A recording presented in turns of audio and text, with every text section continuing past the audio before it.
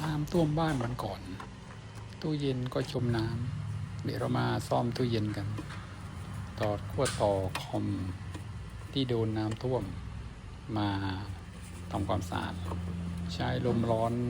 เป่าให้มันแห้งหรืออีกวิธีหนึ่งก็เอาไปตากแดดแต่ตากแดดจะใช้เวลานานหน่อยเราไล่ความชื้นให้หมด